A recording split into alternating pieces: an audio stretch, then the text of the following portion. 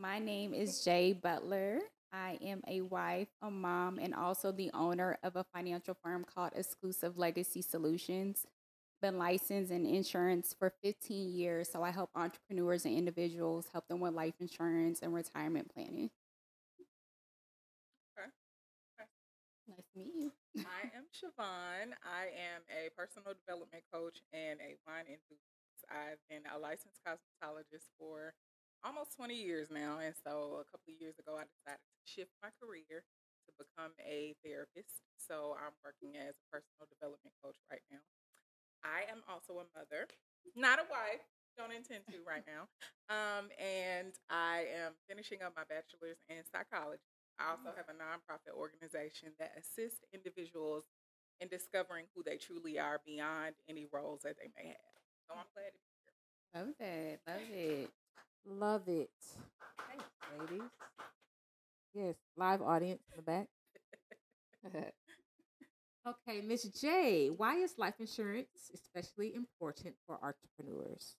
Yes, so life insurance is important for many, many reasons. But one of the main reasons for entrepreneurs is because a lot of us don't even think about what happens while we're in a business, right? If we were to become sick, ill, or disabled, right? So we're always hustling. We're always trying to find the next creative idea. We're always trying to find the next dollar. But if we get sick, what happens, right? All that stops. So really having life insurance, being able to have a tool that you can borrow against while you're alive to still sustain your lifestyle. So I feel like entrepreneurs don't think about that. And we still need to have our income still striving or, our lifestyle still striving after those things happen to us. So I feel like it's very important to make sure that you had that in position. So that way you can still have a peace of mind that, hey, my income is going to be okay. My business is still going to be striving. God forbid if something happens. That's good to know. So, these entrepreneurs back here behind me, wink, wink. Okay. Keep that in mind. Miss Siobhan. So I'm gonna say something really quick about Miss Siobhan. We met in our wine club, the Hugh Society. And I actually reached out to her and asked her to be a part of this, and she was like, "Really? This is pretty much my stepping out thing." I said, "You know what? That's a good title. It's a good thing to do in 2025 with all this going on." So my question for you, Ms. Siobhan, what does the concept of a step out season mean, and why is it important for personal growth? Ooh. Okay, so I have been playing small a lot of years, allowing other people's opinions to influence me. And out of fear, not moving forward with ideas that I came up with. So this year I deemed to be my step out season to where I'm stepping out into like out of what other people think I should do, the ideas that other people have of me, and step out in my confidence, like who I am, and thrive and elevate in that. So that's what my step out season is. I've been on my personal journey of self discovery for this is my 6th year. So it's really learning who I am beyond a mother or someone's child or a licensed cosmetologist. Like, who am I? So in discovering that, it's like I'm stepping out as me, 100%. We stepping out together, girls. Everybody stepping out. Yes. Yes. I love that. But yeah, that moved the movement. I was like, okay, that's it. Yeah. I kind of told her we all kind of taking a wing on things this year. Like, what can I do differently? Sitting back and really strategizing over the last couple of years. So that definitely spoke volume.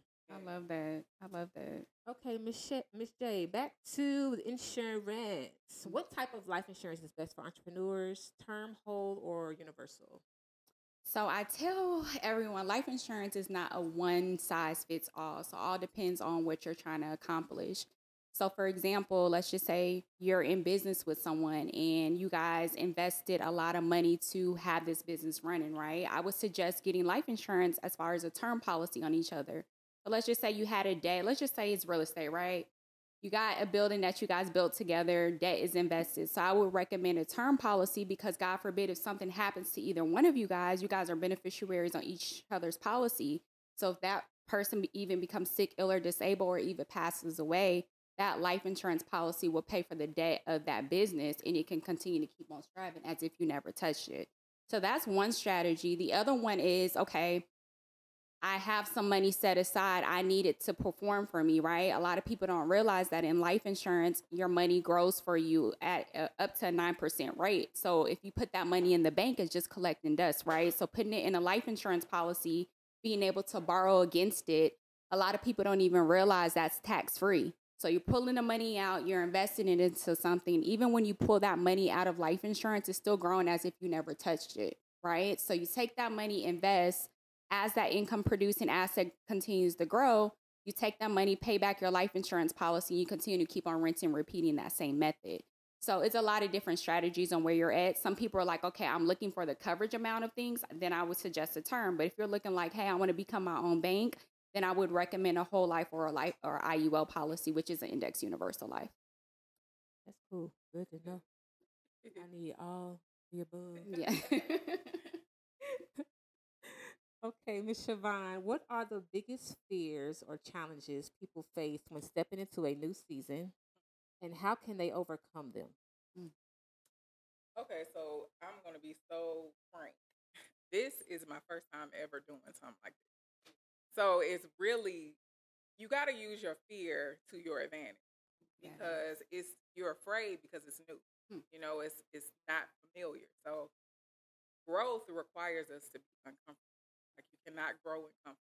So this is like I'm stepping out, sitting here talking to people, and this is new. Like I like to be behind the scenes. Come to my office, people talk in my office, but doing something like this, I was like, you know what, I'm gonna do it. So it's using your fear to your advantage, like not allowing it to stop you. Press forward. Love it. Kudos. Kudos. Y'all hear that? I know it's a lot of y'all that be scared back there. I love that though. And I be scared too, friends. Okay. Yeah. I be scared too. So being scared is not a bad thing. It's not. Just gotta do it scared. Yeah. And you come out on the other side. Yep. Every time. Yeah. I love it. Look, you pick. Look, what you say? I'm picking up what you putting down. Yeah. Okay, Jay. How can life insurance be used as a financial tool beyond just death benefit? Yes. So yes. So going back to what I was saying and really becoming your own bank. I even like to talk about entrepreneurship with kids as well. So people don't even realize we can use life insurance as a financial bank for our kids as well and still borrow against their life insurance policy for investments that they may need or us as well. So just the same thing, literally, people can start these policies as little as $100 a month. And people overprice it so much, but literally starting somewhere and still having wiggle room to be able to grow and, put more money in there. I tell people all the time, the more money that you put in the life insurance policy, the more you can borrow against later, right? And it starts to accumulate a lot faster. So a lot of people are like, oh, I want to see $10,000. The more money you put in there, the quicker you can see that goal. And a lot of people don't even realize when you borrow money against anything that, whether it's a loan or anything, it requires an interest rate, a large interest rate. When you borrow a loan against your own life insurance policy, it's roughly around 5 to 6%, y'all. Only 5 or 6%. You cannot get that at the bank. And what people don't even realize is if you borrow that loan against the bank, what are they doing? They're putting it on your collection. They're going to put it on your credit report, right? So this gives you the leisure to become your own bank. There's no restrictions on when you need to pay that money back. Let's just say life happens and you don't want to pay that back, right? They're just going to take it from the coverage amount that you have at the time that someone passes away. So y'all leverage it. It's fun. A lot of people think that is a lot to start these financial tools. It's not. And again, literally just leveraging it for business is the goal. I recommend that. Yes. Y'all got it? I don't got to say nothing. I'm just going to a little bit. Okay. So, Miss CHAVONNE, we're going to switch it up a little bit here. Because like I said earlier, I have been under the rock for the past couple of years studying the world of wine. And I met this young lady at one of our events. So, as a wine enthusiast, do you see any parallel between winemaking and personal development? It's so interesting that you asked that question because I did a presentation and I called it Tasting Through the Life Cycle, and where I compared the winemaking process with the 4 stages of life. So, like, if we get to how wine has to age, like it goes through that whole process. It's the environment that you're around determines what this wine is going to taste like. So it's the same way with life. It's like we have where we can be a product of our environment or we cannot. Right. So it's resilience, it's patience, all of that goes into it. So, like that. Yes, we're all great grapes on the vines, trying to understand this world and what life brings. It's a weird world, but hey, yeah, we make it work. We do. We make it work. Okay, Ms. J, what are common mistakes entrepreneurs make when purchasing life insurance? There's a few. But I think not taking the time to study, right? And what I mean by that is because they'll hear the first thing that someone tells them and they'll run with it, right? So doing your due diligence, I would say work with a broker. The reason why I say that is because they're open to so many different options for you. A lot of times agents, they pretty much just only work with one company. So they can only sell you that product, right? So always doing your due diligence, having multiple options or someone that has multiple options to give you. Also, I would say waiting too late to get a life insurance policy because a lot of people don't realize that life insurance is based off of age, right? So the older you get, the more those premiums are going to be. So I would say while you're this is the youngest you're going to be, right? Now is the time to get the life insurance policy.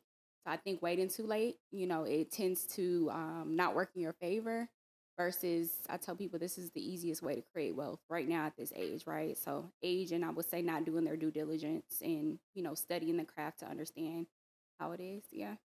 Do your homework. Yes. Okay. Stop listening to other people. Mm-hmm. About everything, though. They ain't just that. They don't know what they talk about. Okay, Siobhan, what are 3 practical steps someone can take today to start embracing their step out season? Okay, so remember your step out season is you being who you are. So the first step I would say is to discover what that is. Like, stop listening to everybody else telling you who you're supposed to be. It's really discovering who you are. And then the second one would be embracing your flaws because our mistakes are where we learn. That's how we grow.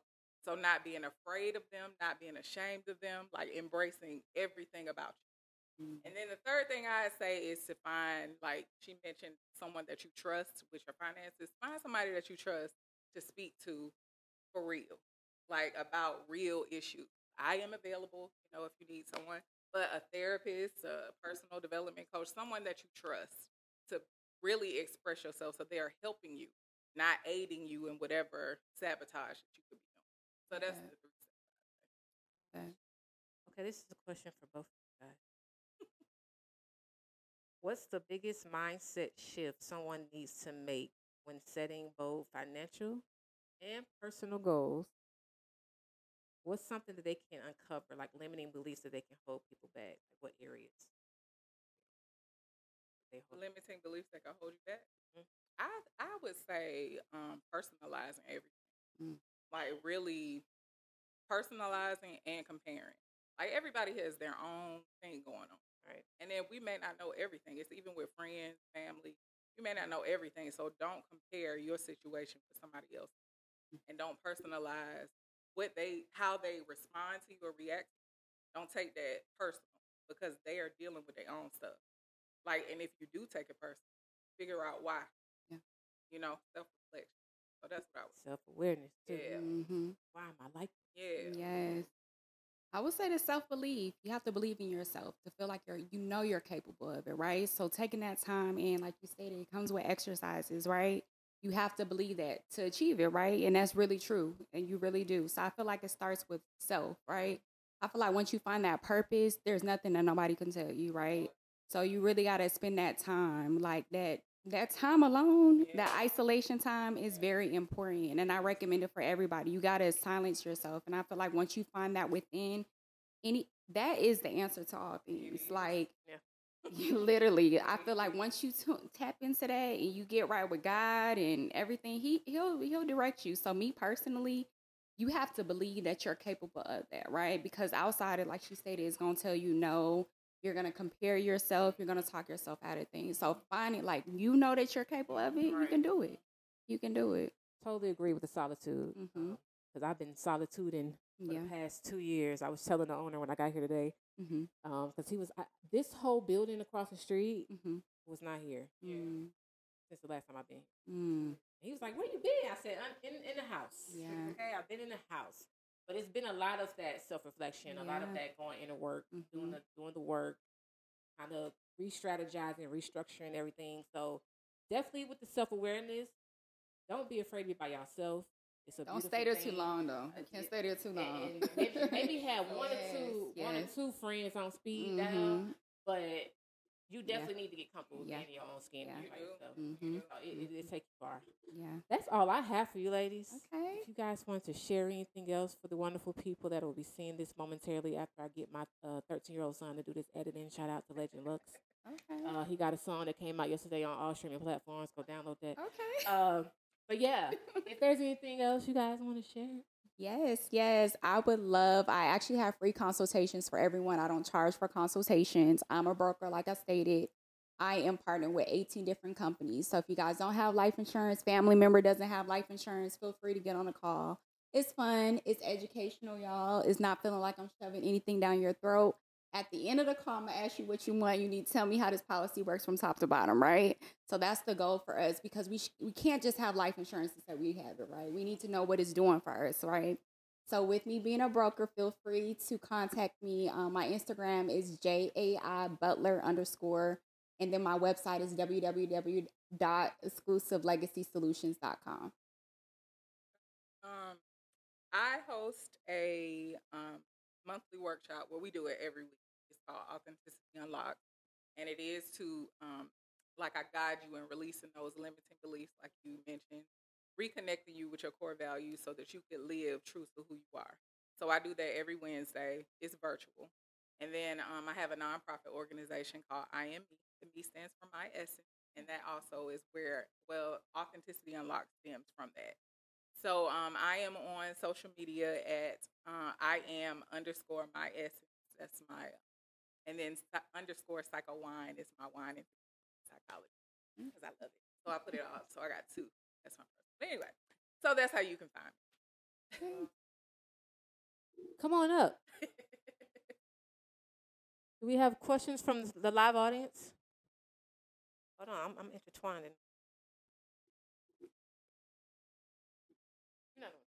So the question is, ladies, as entrepreneurs, which you are both, right? Have you always been an entrepreneur? That's how you started out to go about your life and career, or were you doing something else and then decided to take it to faith? If so, what did that look like? What is your story? Ooh, I love that. Ooh. So stay close.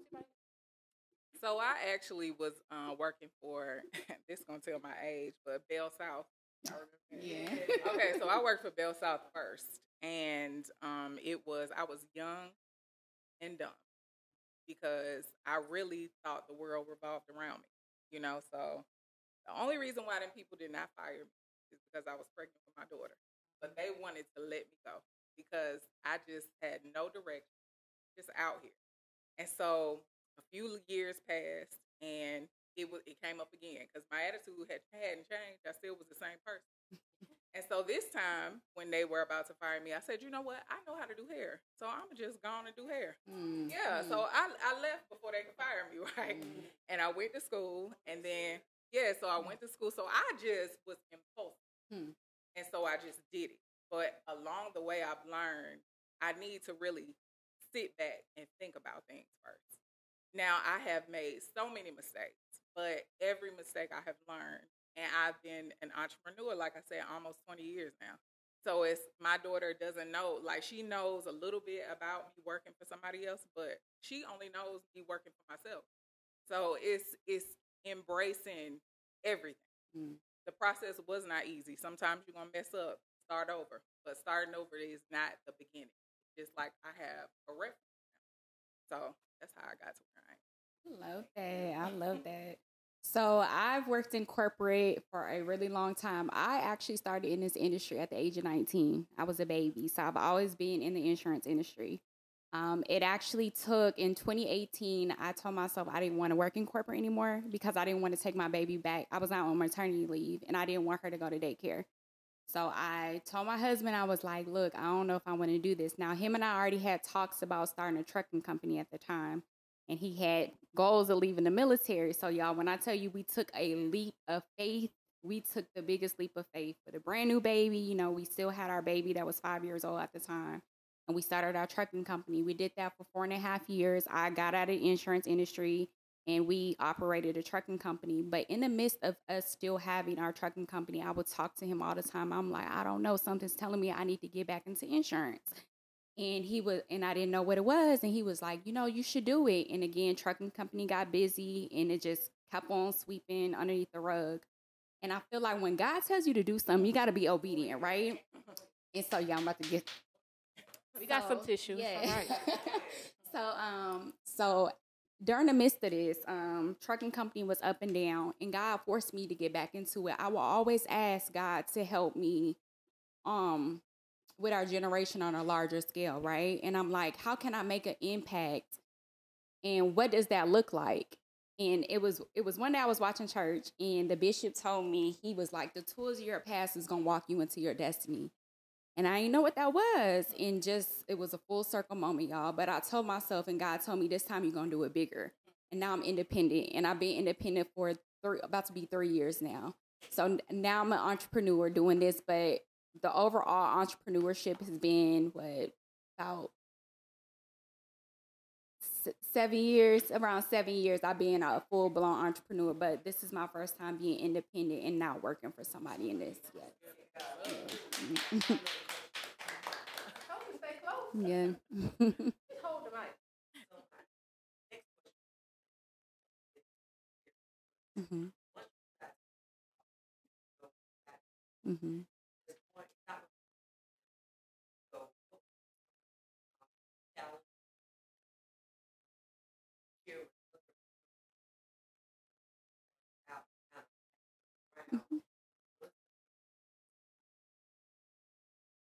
Good question.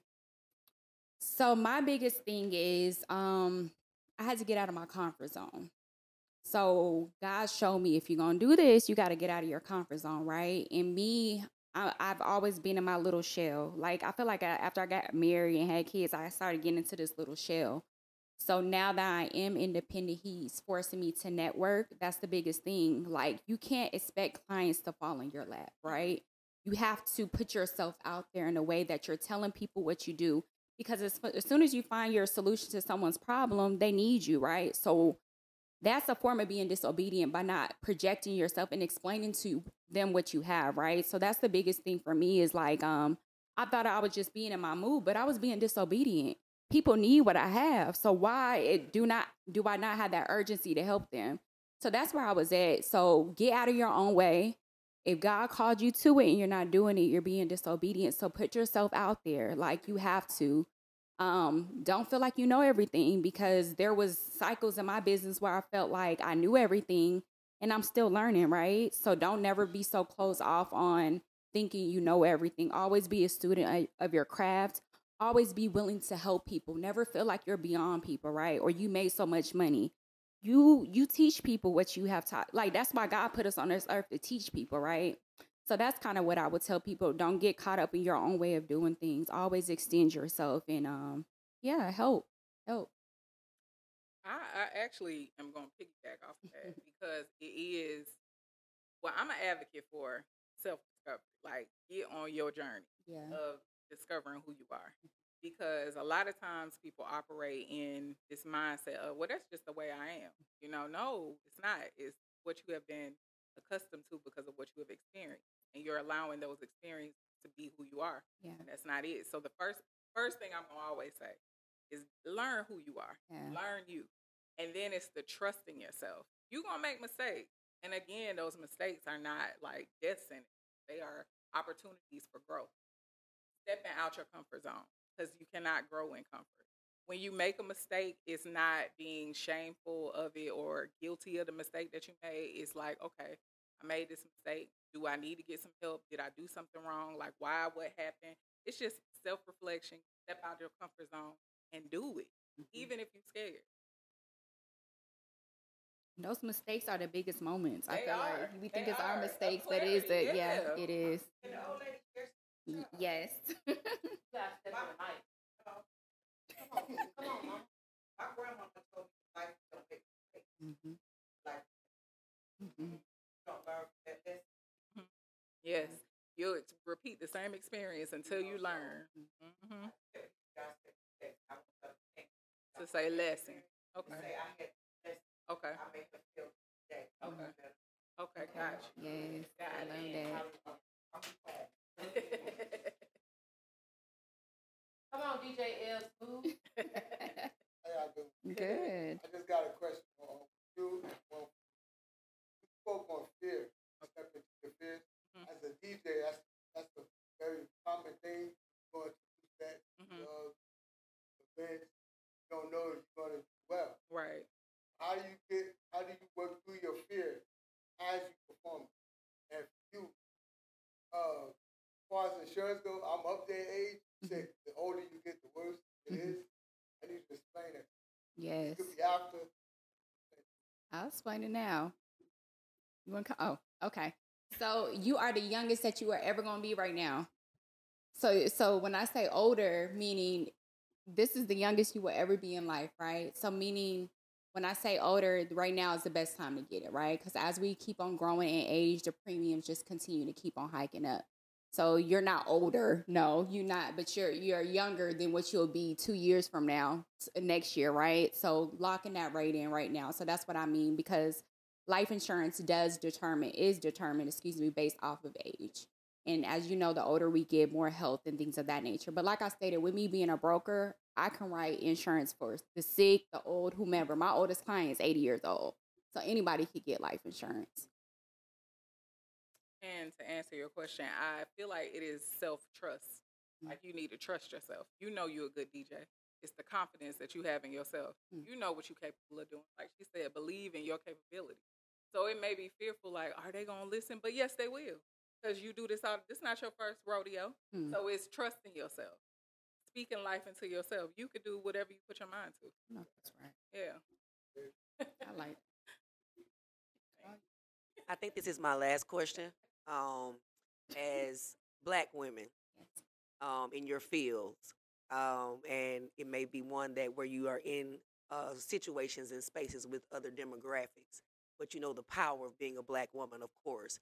How do you, when you're in your gift and you're doing your thing and you're operating, and personalities sometimes are interpreted about Black women in whatever space we find ourselves in, especially in business or leadership or things of that nature, that we're, you know, a little bit high strung or emotional. How do you navigate those perceptions that I can already tell are not a reality because it's confident and not arrogant? Have you been in those spaces, and what does that look like for you? How have you navigated, and what would you tell other Black women or young ladies about how to present while yet being all the way yourself? Okay. I'm going to talk about a wine class that I took because it was my first time stepping into like the wine industry. And it is dominated with other ethnicities. So when I went to this class, it was me and maybe like 3 other of us in that class. And so at first, I was scared. Like, am I supposed to be here? That's how I was at first. So it was just like this intimidation initially.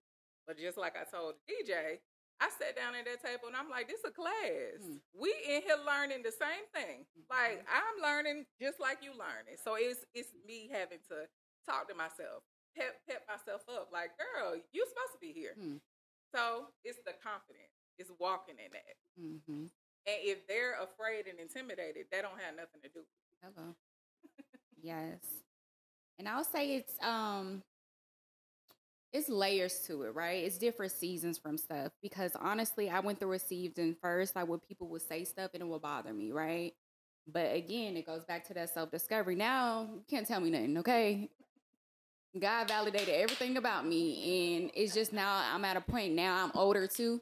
So I think that in the beginning, it would bother me. I would like really think things were wrong with me. But at the end of the day, I feel like God all made us different, right? We can't all be the same or talk the same language, right?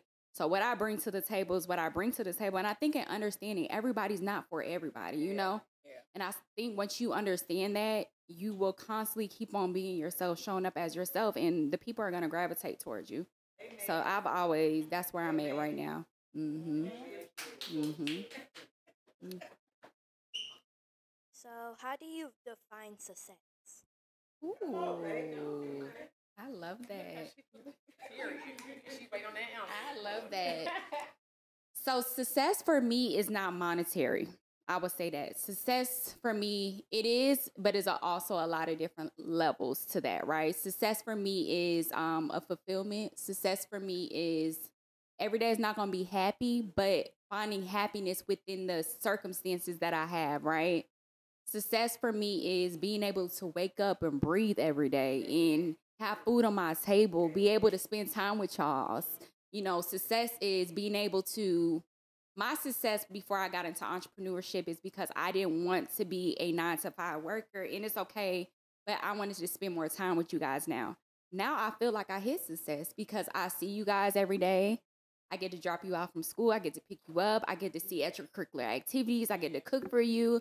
I get to do homework with you. That's success for me. And that's what I wanted. So that's what success is for me. Mm-hmm. Mm-hmm. Mm-hmm. Oh, it's not with the same question. Mm-hmm. Okay. So it's the same. It's I used to think it was money. Like the more money, but more money, more problems. But you know, I used to think it was, you know, having a lot of money, but it is that being a parent and seeing your child excited because they see you in the audience, you know, and being able to just move the way that you want to move. That's one. But for me, my biggest success is really, I'm going to say it again, is knowing who I am. That to me is so big because it's like I don't have to call nobody to vent no more because I have learned how to regulate my own emotions and speak life into myself. So I don't need to ask you, let me tell you what, because that ain't happening no more. So it's really, really just learning me. And I love where I'm at. So that to me is success. I love that. Ooh, I love that. Ooh, I like that. What inspired you to become an entrepreneur? Ooh.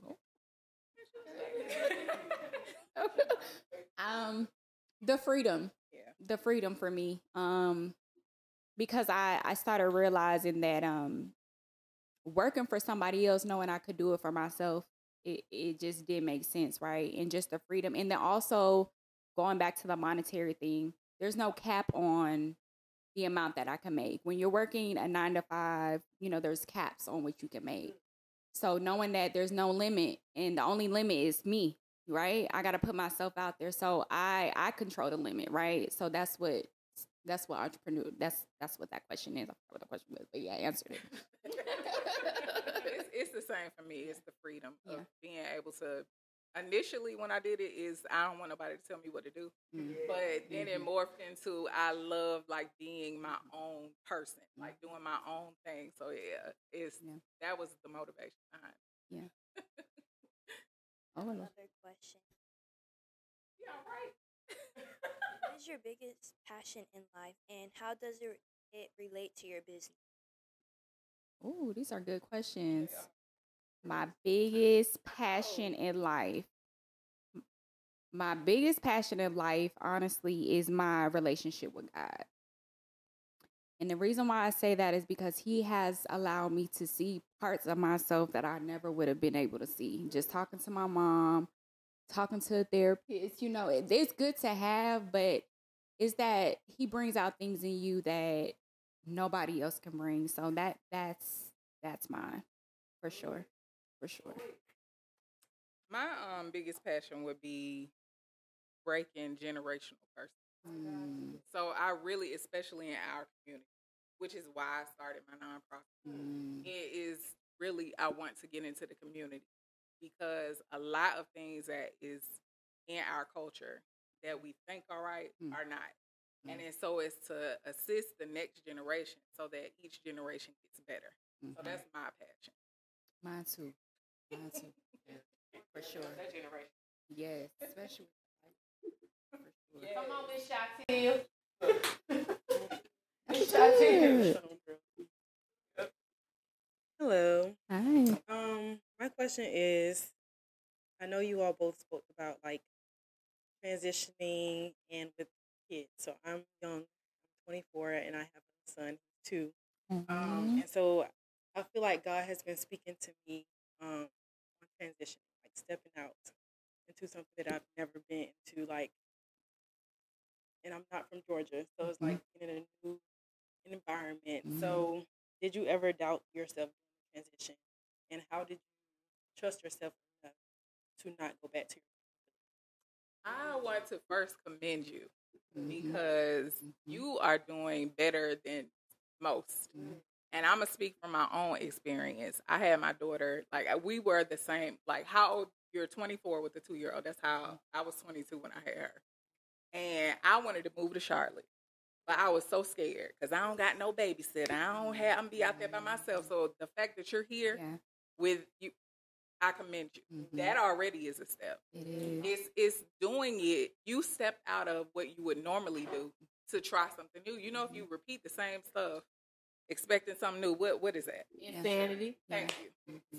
So do different. If you want different, you got to do different, be different, and do it scared. Like, do it. Ask questions, round up. You got some, clearly, if you know them, you know, you got you a support system. So build off of that. It takes a village, they say, to raise children. It takes a village to raise adults, to run a business. It's a village. Just get your solid village. Yes. Yeah. I love that. Period. Oh, Right. yeah. Yes, you got to have the faith. Congratulations for moving. I feel like some of the best success stories is leaving your comfort zone. So like she stated, you know, the fact that you left your comfort zone, that's the great thing. And you're going to have a different story next year. You're not going to be worried about moving or anything. So, yes. And then doubt, I will say doubt is always going to come. I mean, to be realistic with you, like, I can't sit here and say I don't doubt myself sometimes. Like, God will give me a vision. I'm like, can I do that? You know, so doubt it's normal. We're human, right? But you have to push past it, right? Just ask for direction. But doubt is going to be there with all of us. But just keep pushing. And the more you keep pushing, the more you're going to see that you can do it. And that's going to build that confidence. Yes. And then it's like asking yourself, what have you done before that was new? Did you conquer that? So give yourself that talk. I done did this before. Just like when she asked me to speak. This is my first time doing it. And so when she asked at first, I was like, me? She want me to do it? I was like, girl, yeah. And look, when I was talking to myself, before I said yes to her, I was saying it to myself, like, do she really want it? And then I said, yes. Why not? You know, so yes, think about the times that you have made, like, this is new. Like, did you conquer that? Yeah. And if you did, then you could do something else. Yeah. Oh, I got a testimony for you, girl. But Yeah, I am. Wherever he leads you. Yes. Legacy is important. Yes. I'm a firm believer in the legacy that I've come from and making it continue for future generations. And I'm cemented in what I know I want my legacy to be. Right. What do you want your legacy to be? And who or what are you holding yourself accountable to make sure that it happens? For example, and the last part is like, for me, I know what God told me. I know where I come from. I know what he said where I was going. And so that's the person I hear from. But then the legacy and what I want to leave, what is your legacy that you want to leave? And when did you establish that, if you have already? Hope that makes sense.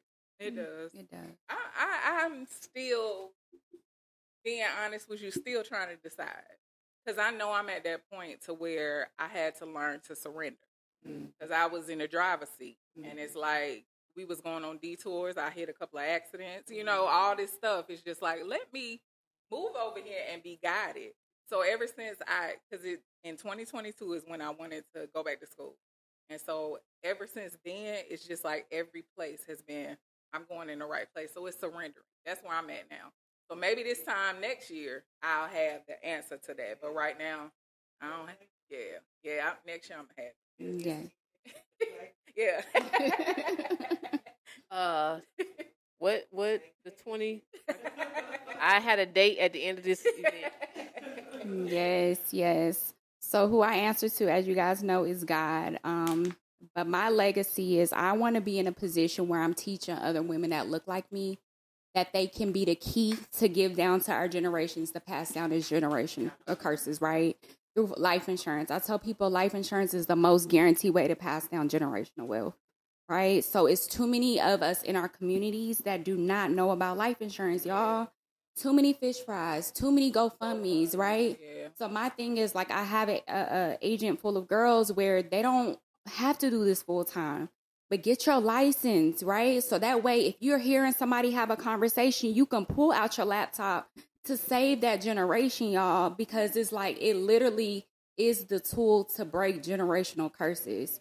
Having that financial aspect in there to teach them the right things to do with money, y'all. The gap is so wide when it comes to us, right? So being in a position where I'm taking someone and I'm teaching them how to do certain things that I'm doing to pass down a legacy. Honestly, I see myself being really big, like the State Farms, right? Having the commercial buildings and multiple people literally having franchises of people being in there. And it doesn't even just have to be Black women. We're just stopping the curses altogether. But it starts with me. And I'm a representation of what I want it to look like. So that's my legacy. Period. Y'all good? All right, you got it out your systems. I'm slick a comedian. I haven't claimed that yet. My mom keeps telling me I'm funny. But yes, this will conclude, you guys. We're gonna spend the last couple minutes working in our books and cutting out some stuff. I don't do a lot of the magazine stuff anymore because I like to make the books more personal and letting you all spend the time to yourselves to kind of put that together. But there is some nice little cutout stuff over there. There's some pamphlets for ones that they didn't order the book in time. I'll still get you a book. And that's it. I thank you, ladies, so much. Thank you for having us.